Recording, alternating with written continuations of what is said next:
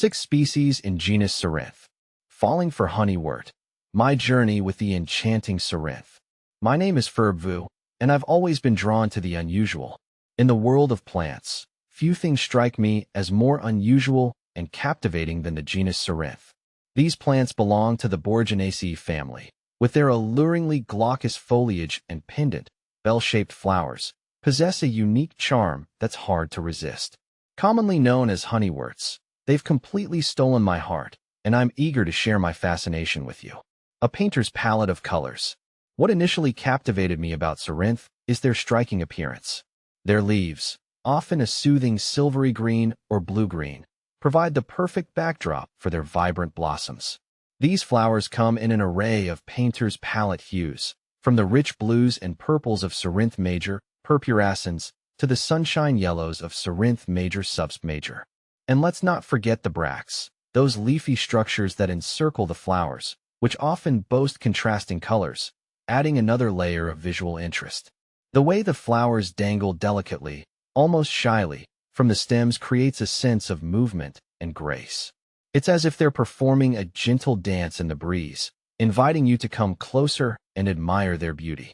More than just a pretty face. But Cerinthe is more than just a pretty face. These plants are a haven for pollinators, especially bees, who are drawn to the sweet nectar hidden within the tubular flowers. Watching bees buzz around my Cerinthe plants, their furry bodies dusted with pollen, brings me immense joy. It's a reminder of the vital role these plants play in the ecosystem. And did you know that Cerinthe has a history of medicinal use? Traditionally, it was believed to have healing properties and was used to treat wounds and skin irritations. While I haven't personally tested these claims, it's fascinating to delve into the historical relationship between humans and plants. A diverse family. The genus Cerinthe isn't large, but it boasts a charming variety of species, each with its own unique characteristics. Here are Cerinthe major. This is perhaps the most well-known species, and for good reason. It offers stunning color variations, with cultivars ranging from those with yellow flowers and green bracts to those with purple flowers and blue bracts. Cerinthe minor. This species, also known as lesser honeywort, has smaller, paler yellow flowers and narrower leaves than C. major. It has a more delicate, understated beauty. Cerinthe glabra. This species is native to the Pyrenees and has smooth, hairless leaves and yellow flowers. It's a bit of a rarity in cultivation. Cerinthe retorta. This species is distinguished by its twisted flower clusters and is native to the eastern Mediterranean. Cerinthe palestina. This species hails from the Levant and has pale yellow flowers with purple tips. Cerinthe tenuiflora. This species has slender flowers and is native to Italy. Growing Cerinthe. A rewarding experience. One of the things I love most about Cerinthe is how easy it is to grow.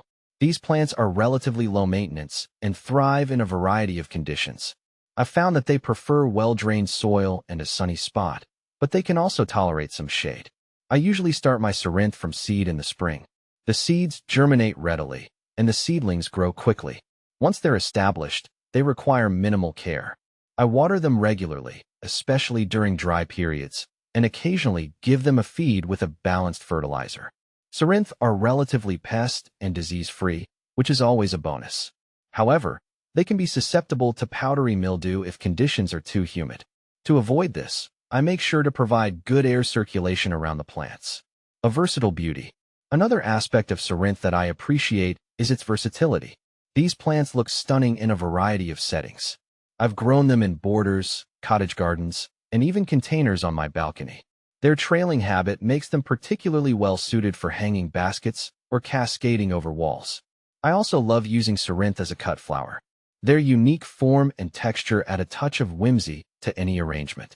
Plus, they last quite a while in a vase, which is always a plus. A constant source of inspiration.